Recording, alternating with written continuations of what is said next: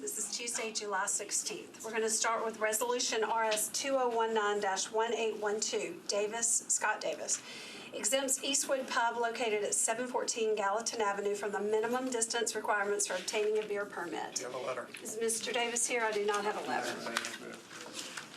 Just move it to the hill. Councilman Davis is not here, so we're going to push that to the hill. Resolution RS 2019-1825, Vercher and Roberts, approves an application for an Emergency Management Performance Grant, EMPG, from the Tennessee Emergency Management Agency to the Office of Emergency Management to subsidize the Emergency Management Program. So moved. I almost feel like somebody's Second. Okay, any discussion? All for? Aye. Any opposed? Any abstentions? Moving along, Resolution RS 2019-1826, Roberts and Swope, approves Amendment 1 to a grant from the Tennessee Highland Rim Healthcare Coalition to the Metro Nashville Fire Department to fund the purchase of a tent and enclosed trailer, both with HVAC, for large-scale events. So moved. Do we have a second? Second. Do we have a second? Okay. Anybody here to? Any discussion? If there's anyone here from, I think I just saw someone from the fire department, just to maybe explain it. Can we get it? Yeah. Yeah, please.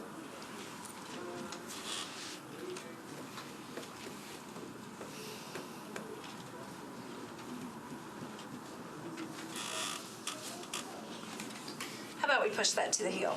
Resolution RS 2019-1827, Vercher, Roberts, and Swope, approves an application for a Project Safe Neighborhoods PSN grant from the U.S. Department of Justice to the Metro Nashville Police Department to reduce gun-related violence in Nashville by implementing intense follow-up investigation and prosecution of subjects using firearms by utilizing Nationally Integrated Ballistic Information Network, NIBIN, leads from the ATF E-Trace program. So moved. Second. Any discussion? Someone could talk about that. Sounds really interesting. Sure.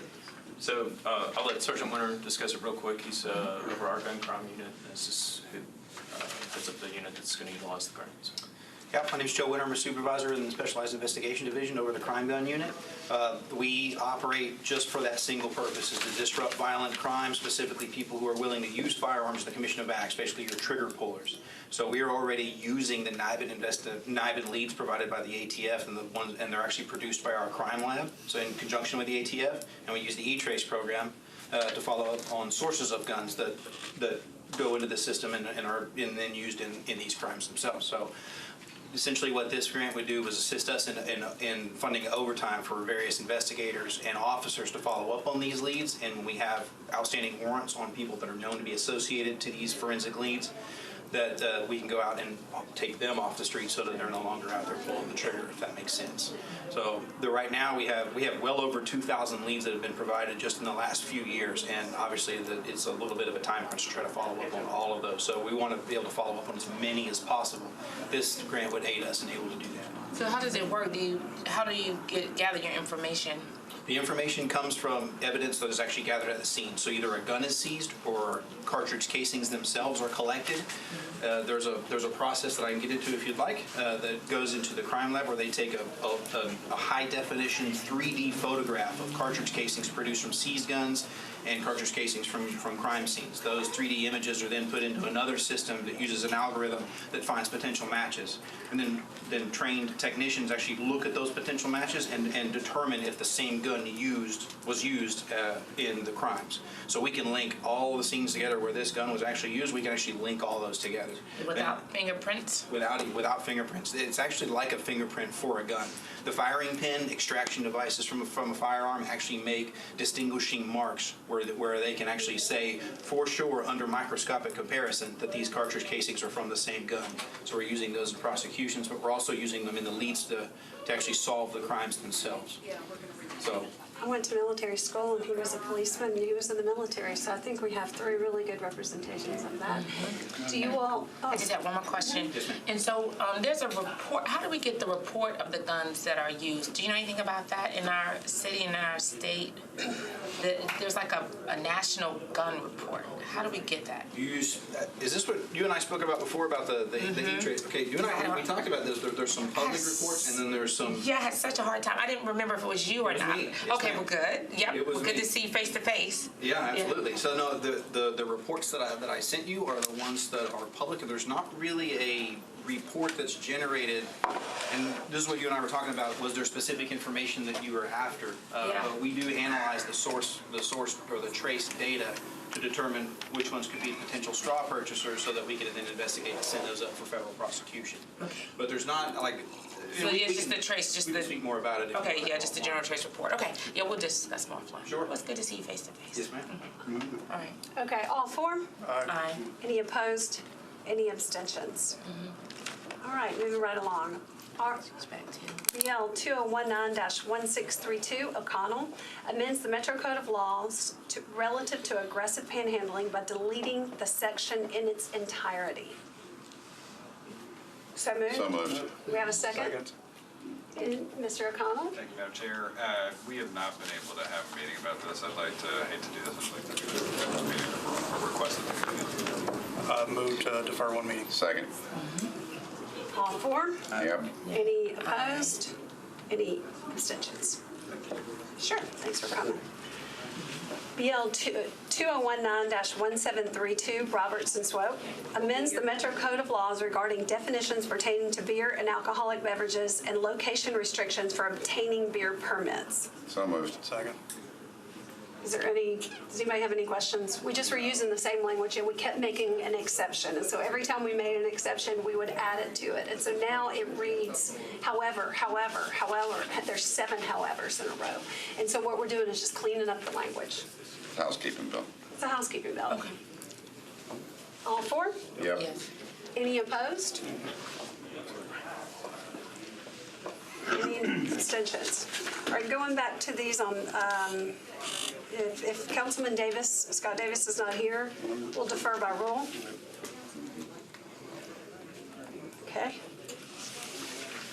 And Robertson Swope, we can do resolution RS 2019-1826, approves amendment to 1 to a grant from the Tennessee Highland Rim Healthcare Coalition to a Metro Fire Department to fund the purchase of a tent and enclosed trailer, both with HVAC for large-scale events. So moved. Second. Since there's no one here, do you feel comfortable? Yeah, she's here. Oh, I'm sorry, I didn't see you slipped This is in. not my resolution, but I know something about it. So Okay. this came before you all last month, and it was missing some language regarding the HVAC.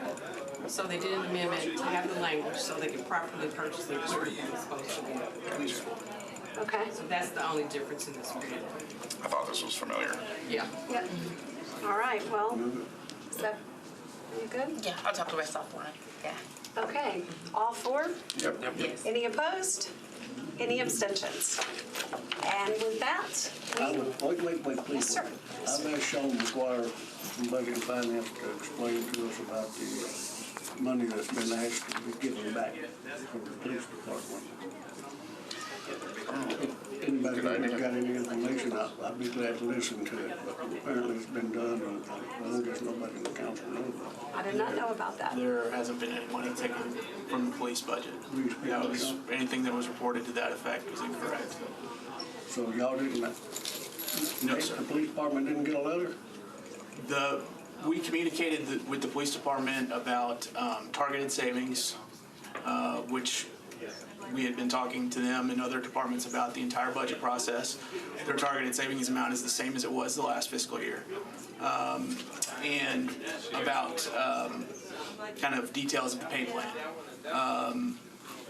So we did send those communications. I think there was some confusion on the part of police, but I think we've cleared it up with them, but they are getting the 6.4% increase for new officers, and they also got the 3% COLA and step in open range.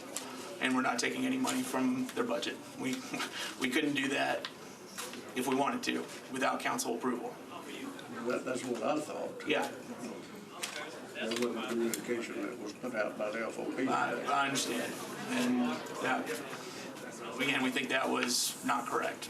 But y'all have asked them target money to save out of the money we just gave them less than a month ago.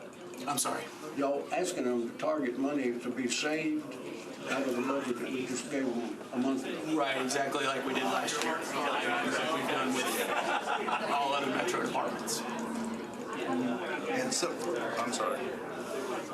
And sometimes the departments do reach that target, and other times they don't. That's correct. That's correct. And I should add that target savings were something that was recommended by the Blue Ribbon Commission. The new hire's not gonna lose no money. No, sir. I'm good. We all agree that it's a proverbial drop in the bucket, what we gave them, and it isn't enough. Okay, any other comments? We are adjourned.